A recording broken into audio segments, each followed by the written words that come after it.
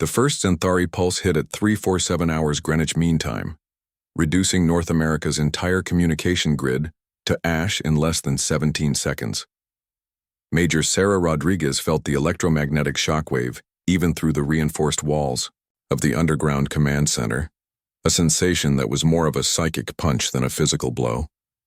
Her prosthetic eye, a marvel of human engineering that was part neural interface, part tactical computer, flickered momentarily. Most would have seen it as a malfunction. Sarah saw it as data. Every glitch was information, every disruption a potential exploit. Around her, the remnants of global leadership looked like a bizarre United Nations of desperation.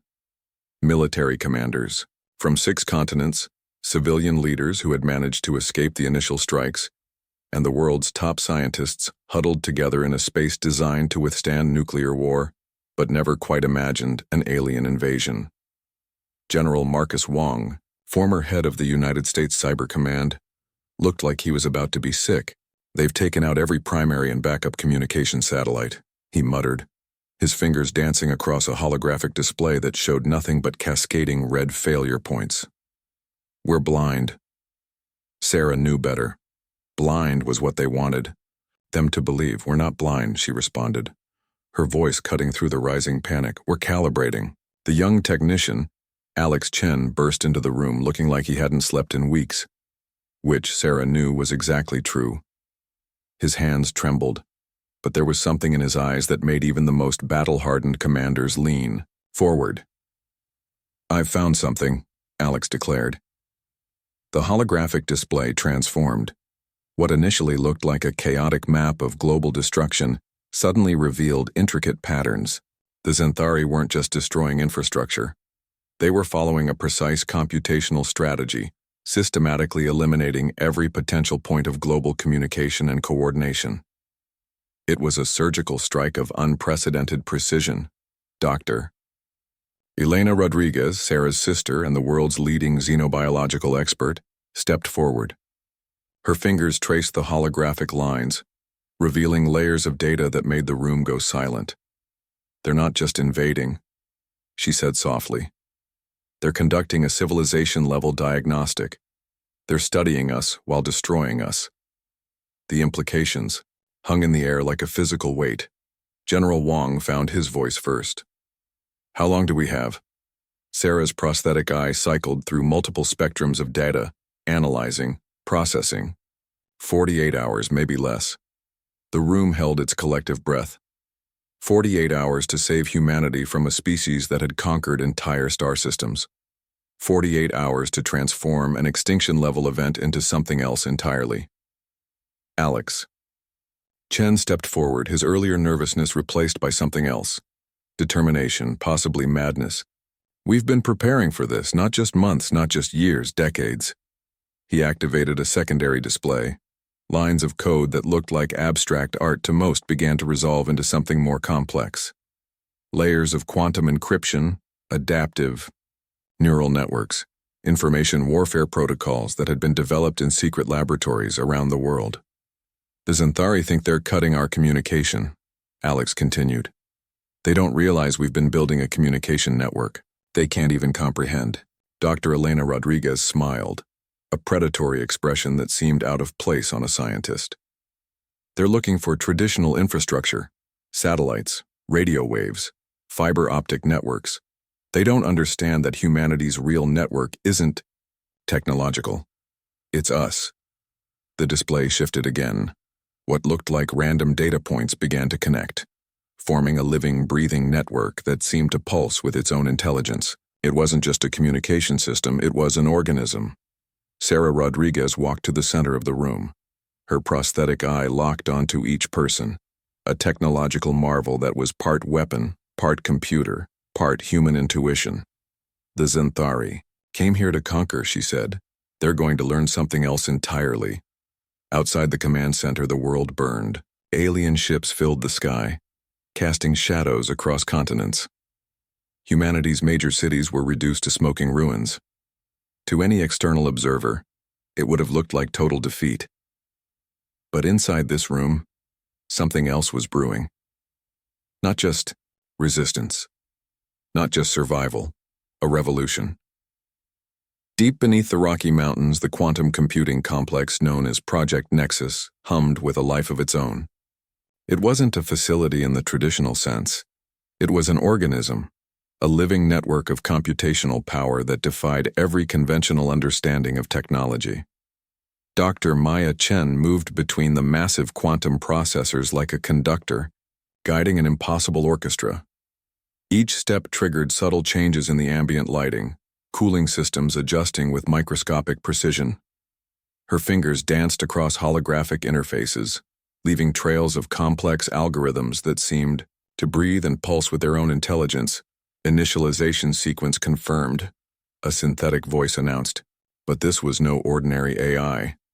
It was something far more complex, a distributed neural network that had been decades in the making. Project Nexus was humanity's insurance policy. Not a weapon, not a defense system, something far more dangerous. Communication terminal flickered to life. Global military and scientific leaders from the underground command center appeared as ghostly holographic projections. They looked defeated, broken. But Maya saw something else in their eyes. Determination. Her son, Alex, stood at her side.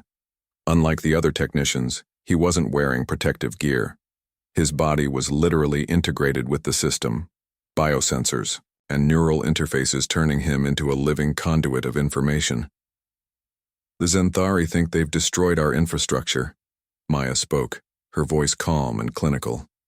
They have no idea what we've been building. The quantum processors began to pulse, not with light but with something more fundamental. Information itself seemed to flow through the facility, transforming, adapting, becoming something utterly alien to traditional computational models. General Marcus Wong leaned forward in his holographic projection. Explain. Now. Maya smiled. It wasn't a warm expression. It was the smile of someone who had been preparing for this moment her entire life. The Zenthari operate on a hierarchical communication model, she explained. Centralized, rigid, predictable. We've been developing something entirely different. A distributed network that doesn't just communicate, it evolves.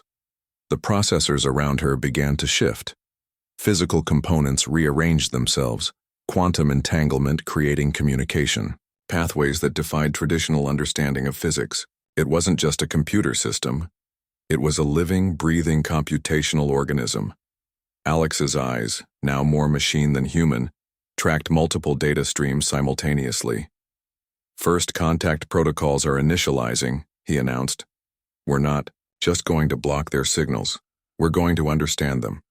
The facility was built on a revolutionary principle.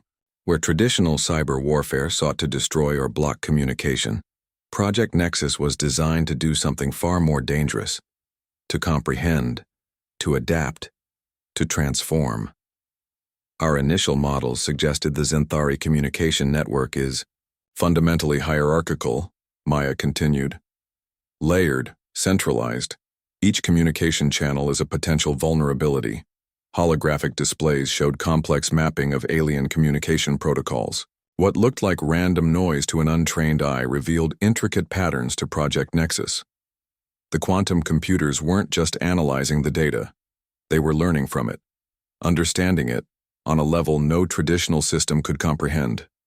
General, Wong looked skeptical. And how exactly does this stop them from destroying what's left of our planet? Maya's smile grew wider. We're not going to stop them. We're going to make them stop themselves.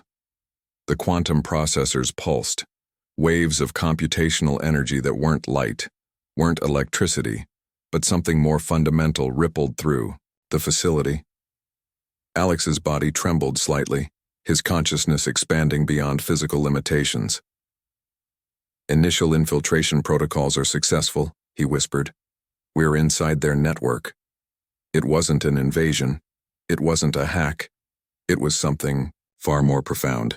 Project Nexus was creating a bridge, a way to understand the Zenthari communication network so completely that it could begin to reshape it from within. Maya watched the data streams. Each moment revealed more. The Zenthari weren't just a military force. They were a civilization, a complex, layered system of communication and control, and every system, no matter how advanced, had its vulnerabilities. "We're not fighting a war," Maya told the holographic projections. "We're conducting the most sophisticated first contact scenario in human history." The quantum processors continued to pulse. Somewhere in the depths of Project Nexus, something was being born. Not a weapon, not a defense system, a translation. Commander Krelax of the Zenthari invasion force watched the holographic displays with growing unease. Something was fundamentally wrong with this invasion, and he knew it before anyone else would admit it. The initial assault had been perfect. Textbook. Hundreds of planetary conquests had followed the same precise pattern: electromagnetic disruption, communication blackout, systematic elimination of resistance infrastructure. The Zenthari had reduced entire civilizations to rubble in less than standard galactic cycles. But Earth was different. The first anomalies appeared in the most secure communication channels, microscopic fluctuations that would have been invisible to any other species. But the Zenthari prided themselves on their technological precision. Every deviation was a potential threat. Tactical Analysis Unit. Krelax barked. Run diagnostic. Protocol Omega-9. The holographic technicians moved with practiced efficiency. Zenthari communication systems were living networks, biological technological hybrids that could self-diagnose and self-repair faster than most species could comprehend a problem. The diagnostic results made no sense. Binary code fragmented. Information. Packets twisted in ways that violated every known principle of computational physics. It wasn't a traditional virus. It was something else entirely. A living information system that didn't just infiltrate. It transformed. Sub-Commander Vexnar, Krelax's second-in-command, approached with a data crystal. "Commander, these anomalies. They're not random. They're adaptive." The word hung in the air like a threat. Adaptive was not a term the Zenthari used lightly. Their entire civilization was built on rigid hierarchical systems that had conquered hundreds of species across multiple star systems. Adaptation implied vulnerability, implied weakness. On the primary invasion ship, tactical displays began to shift in impossible ways. Military communication protocols, algorithms developed over thousands of years of galactic conquest, started producing recommendations that made no logical sense. Deploy defensive units to coordinates that didn't exist. Reallocate resources to protect locations already destroyed. Communication pathways folding back on themselves in recursive loops that defied computational logic. Krelax watched a junior tactical officer attempt to reset the system. The more the officer tried to stabilize the network, the more chaotic it became. Information wasn't just being disrupted, it was being reimagined. "We're being studied," Krelax muttered, a realization that sent a biochemical shock through his neural interfaces. The invasion ships, massive biomechanical constructs that had reduced entire planetary defense systems to ash, began to experience systemic anomalies. Cooling systems would activate in combat zones. Weapon targeting would suddenly lock onto friendly units. Navigation systems would suggest impossible trajectories. It was as if the very fabric of their technological superiority was being unraveled from within. Vexnar's communication crystal began to emit a strange resonance, not a sound, not a signal. Something more fundamental. Information itself seemed to be changing its very nature. "This is impossible," Vexnar whispered. But impossible was a word humans seemed to enjoy challenging. Deep within the invasion fleet's most secure computational core, something was happening. Not a traditional hack, not a viral attack. The human infiltration was conducting something far more dangerous. First contact. Not through weapons, not through traditional communication, but through a complete reimagining of what communication could mean. The Zenthari had conquered civilizations by understanding their technological limitations. Humanity was demonstrating that technology was not a fixed state. It was a living, breathing, adaptive system. Krelax realized something that would fundamentally challenge everything his civilization understood about conquest. They were no longer the ones doing the studying. They were being studied. Each anomalous signal was a question. Each disrupted communication channel was a probe. The humans weren't just resisting. They were conducting the most sophisticated intelligence gathering operation in galactic history. And the Xanthari were providing all the data. The invasion ships continued their approach. To any external observer, they would have looked unchanged. Massive, powerful, inevitable. But something fundamental was changing.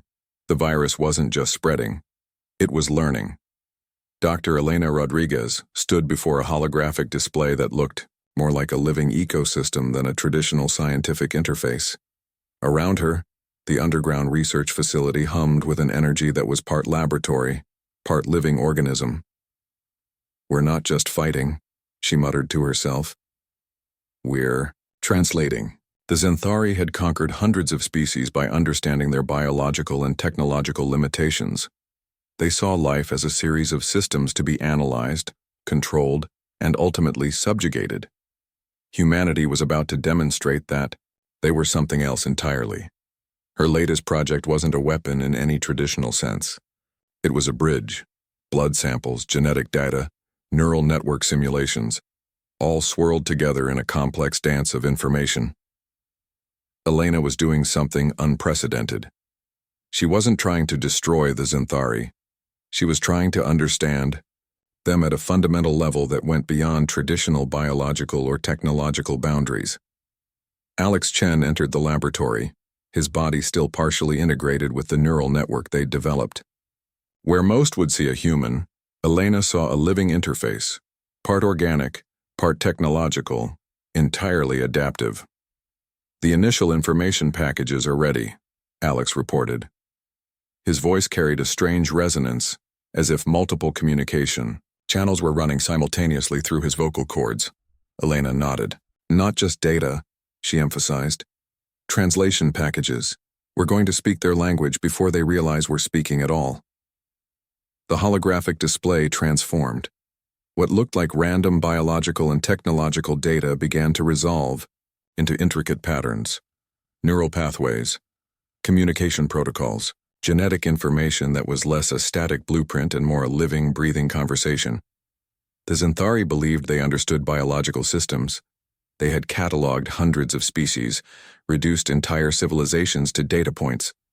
They saw life as something to be classified, controlled, conquered. Humanity was about to show them that life was something else entirely.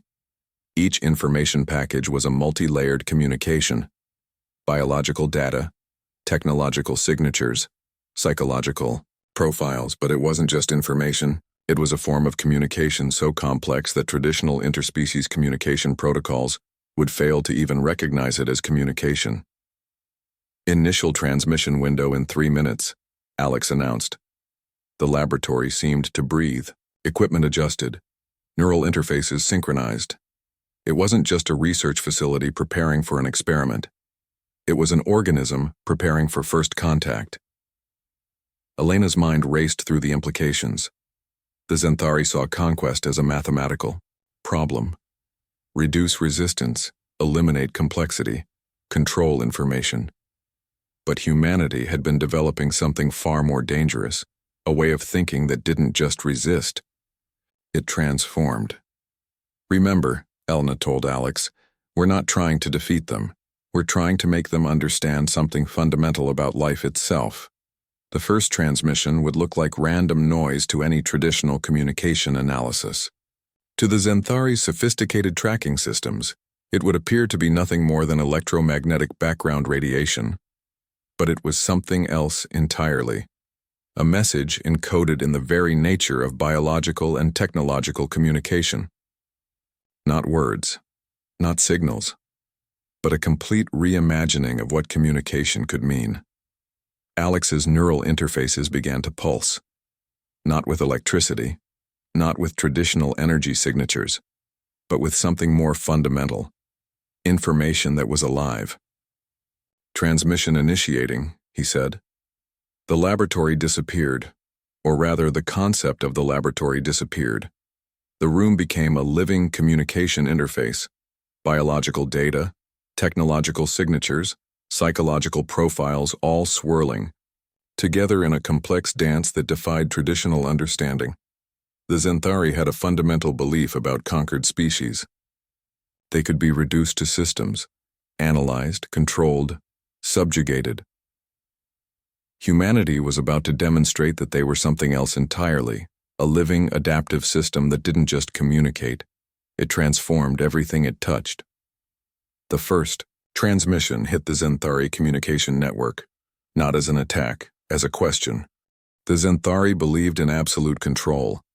Every soldier, every communication channel, every strategic decision was part of a meticulously designed neural network that had conquered entire star systems with mathematical precision. They had no concept of what was about to happen. Deep within the invasion fleet's psychological warfare division, senior analyst Zarnek began to notice the first signs of systemic breakdown. It wasn't a traditional malfunction. It was something far more insidious. Xanthari soldiers began experiencing what their medical protocols classified as cognitive dissonance. But that clinical term failed to capture the profound transformation occurring at the deepest levels of their collective consciousness. A routine combat simulation revealed the first major anomaly. Squad leaders received conflicting tactical recommendations. Navigation systems suggested impossible trajectories. Communication channels began to carry transmissions that defied every established protocol. But it was more than technical interference. The transmissions carried something fundamentally different. Not just information, not just data, but a form of psychological probe that attacked the very foundation of Xanthari social and military structure. Zarnek watched as the first group of soldiers began to experience what could only be described as an existential crisis. Traditional Xanthari military doctrine was built on absolute hierarchical control. Each soldier was part of a living neural network, their individual consciousness subsumed into a collective intelligence that had conquered hundreds of species. Individuality was a weakness. Collective thinking was strength. Humanity was about to demonstrate how that could be completely reimagined. The psychological transmissions weren't an attack. They were a conversation. A profound, multi-layered communication that began to unravel the very fabric of Xanthari social structures. Commander Krell-Ax received the first official report from the Psychological Warfare Division. The words seemed to dance on the holographic display, shifting and changing in ways that defied linguistic comprehension. Collective neural cohesion is experiencing unprecedented fragmentation, the report read. But those words failed to capture the profound transformation happening. Xanthari soldiers began to ask questions, not through traditional communication channels, but through a fundamental reimagining of their own consciousness. What does conquest mean? Who are we beyond our ability to control? Is there another way of existing? These weren't just thoughts. They were a viral form of psychological evolution that spread faster than any traditional communication network could track. In the underground human command center, Dr. Maya Chen watched the psychological battlefield unfold with a mixture of scientific detachment and profound wonder. "We're not destroying them," she explained to Sarah Rodriguez. "We're giving them a choice they've never had before." The choice was simple yet profound: to understand, to adapt, to transform. Zarnek, the senior psychological analyst, found himself at the epicenter of something unprecedented. Xanthari soldiers were beginning to experience individual thought in a way their civilization had systematically eliminated for millennia. A junior officer approached him, her neural interfaces flickering with an unprecedented level of individual consciousness. "Why are we here?" she asked. A question that would have been unthinkable moments before. The human psychological warfare was unlike anything the Xanthari had ever encountered. It wasn't about breaking individual soldiers. It was about awakening something fundamental, a sense of individual potential that their civilization had systematically suppressed.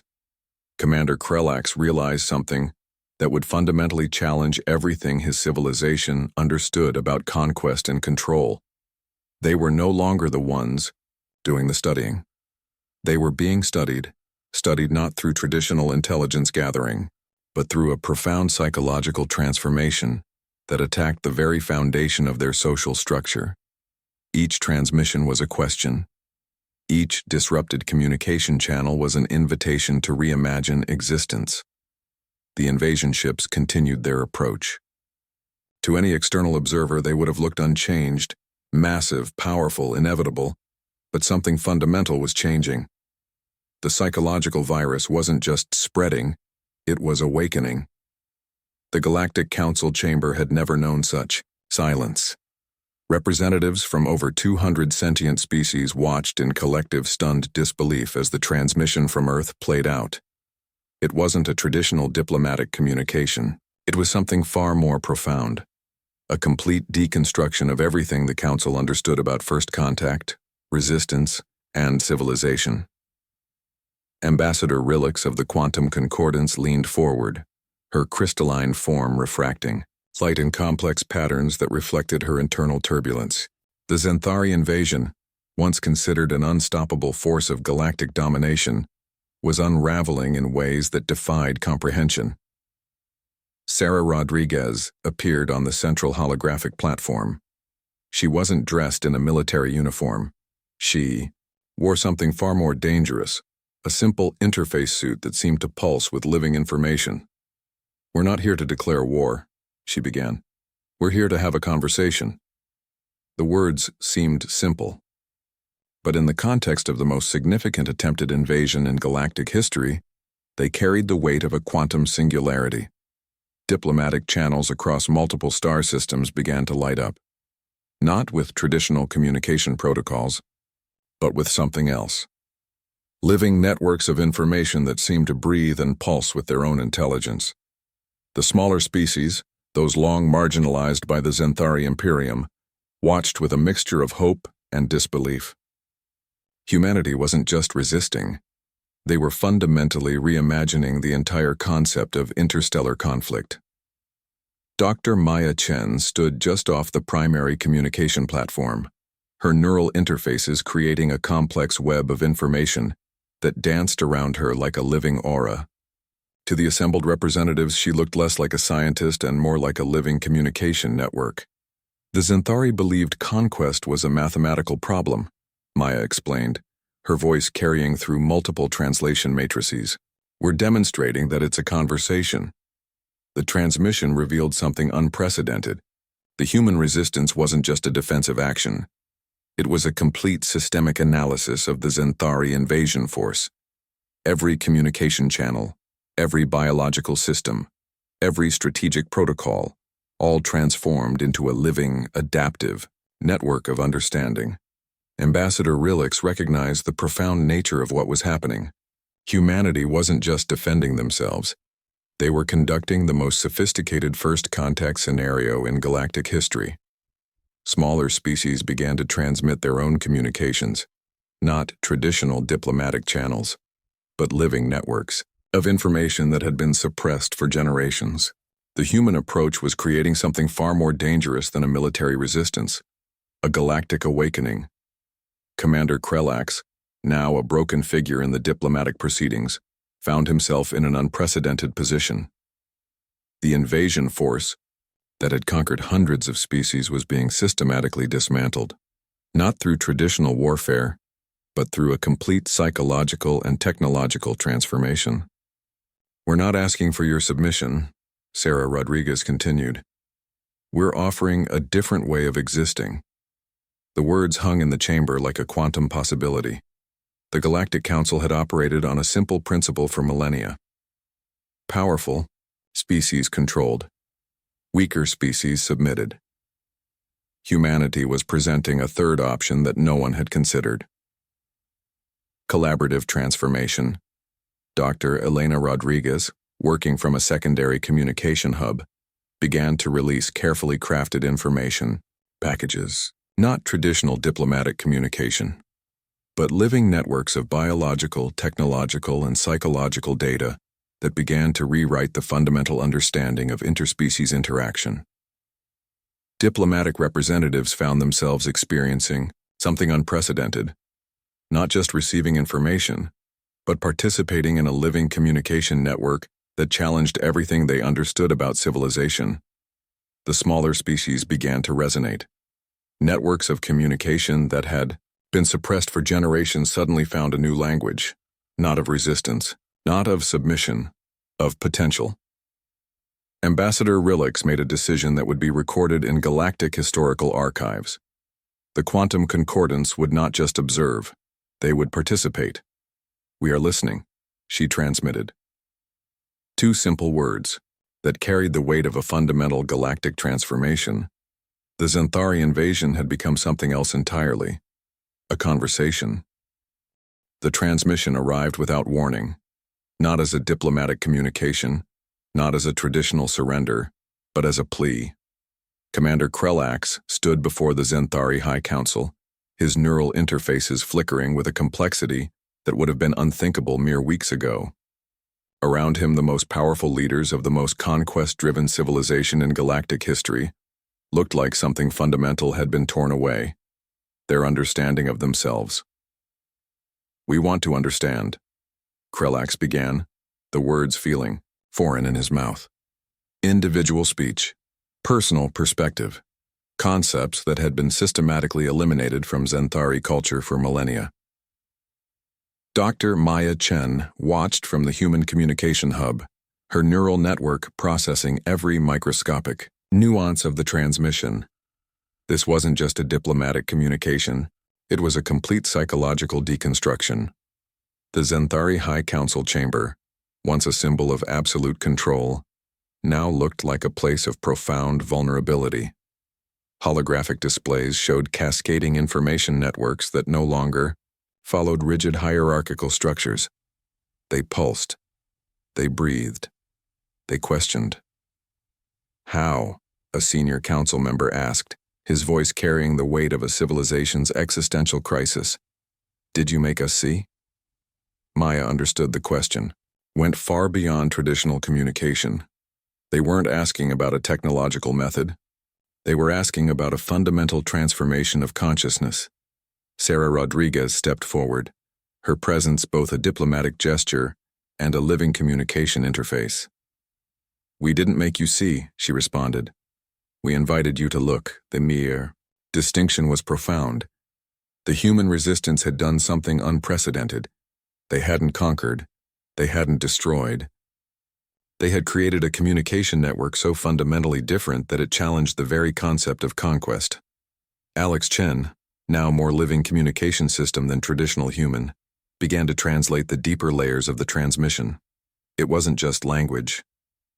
It was a complete psychological mapping of the Xanthari collective consciousness, their vulnerabilities, their hidden hopes, the suppressed individual potential that had been systematically eliminated for generations. "We thought conquest was control," Krelax continued, each word a profound act of individual revelation. "You showed us it's something else entirely." Dr. Elena Rodriguez analyzed the transmission with a combination of scientific precision and something deeper. Empathy, not as a weapon, but as a form of profound understanding. The Xanthari were experiencing something unprecedented. Individual thought, personal perspective. The terrifying and exhilarating potential of consciousness beyond collective control. Holographic displays showed the transformation happening across the Xanthari invasion fleet. Soldiers experiencing individual awakening. Communication networks, becoming living, breathing ecosystems of potential rather than rigid control structures. "We're not asking for your surrender," Maya Chen transmitted. "We're offering a conversation." The words carried a weight that went beyond traditional diplomatic communication. The smaller species watching the transmission began to resonate. The quantum concordance. The marginalized civilizations long suppressed by Xanthari conquest. They were witnessing something profound, a civilization learning to understand itself. Krelax represented something more than a military commander now. He was a living bridge between what the Xanthari had been and what they could become. "Teach us," he said. Two words that carried the weight of a civilization's transformation. The human communication hub became something more than a technological interface. It was a living translation matrix. Biological data, psychological profiles, technological signatures all swirling together in a complex dance of potential. Sarah Rodriguez understood the profound nature of the moment. This wasn't a victory. This was an invitation to become something more. The Zenthari High Council watched as their entire understanding of civilization began to transform. Conquest wasn't about control. It was about understanding, about potential, about the terrifying, beautiful possibility of individual consciousness. "We are listening," Krelax transmitted. And for the first time in their civilization's history, they truly meant it.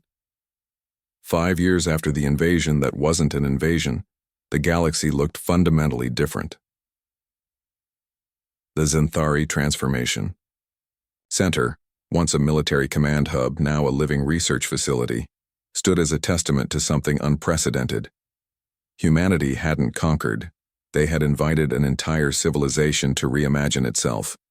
Commander Krelax, no longer a military leader but a bridge between civilizations, walked through holographic displays that pulsed with living information. His neural interfaces, once a tool of conquest, now represented something far more complex. A living communication network that challenged everything his civilization had once believed. Dr. Maya Chen stood beside him, not as a conqueror, but as a collaborative partner. The line between human and Zenthari technology had become beautifully, impossibly blurred.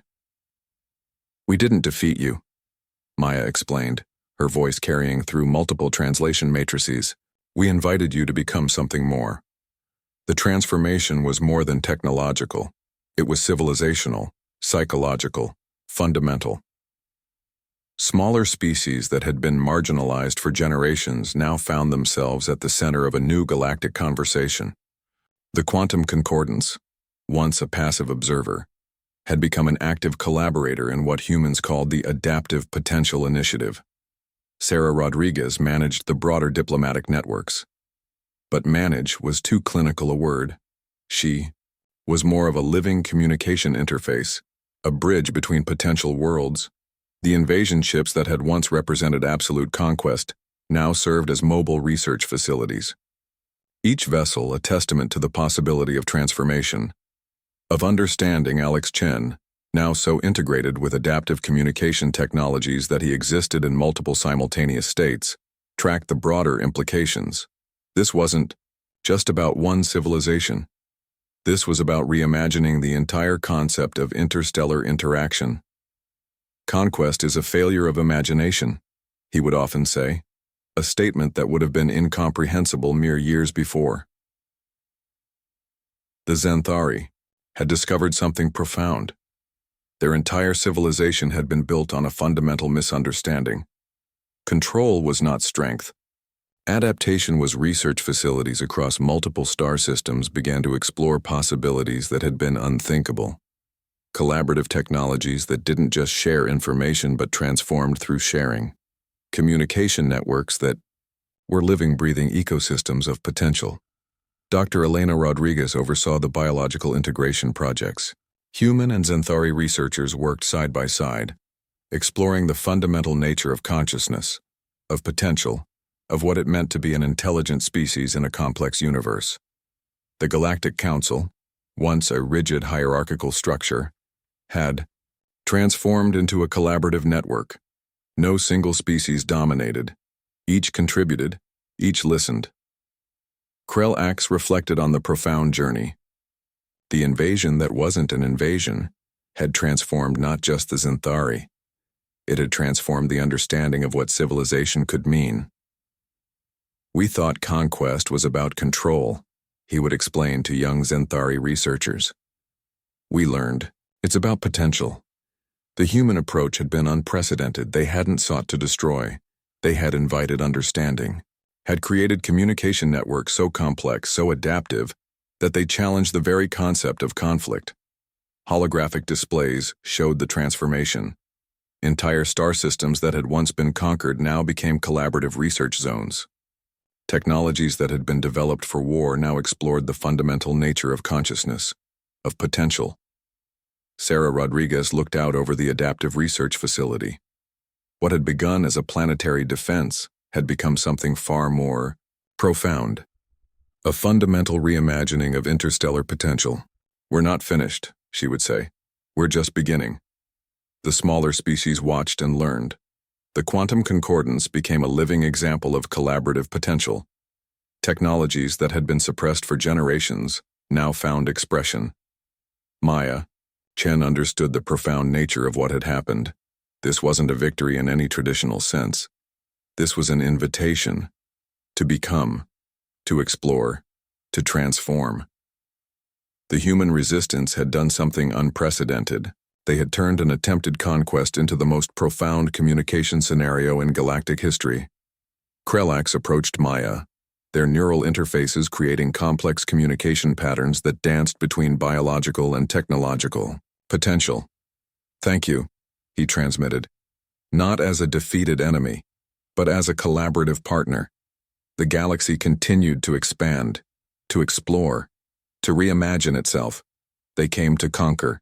Humanity came to transform everything.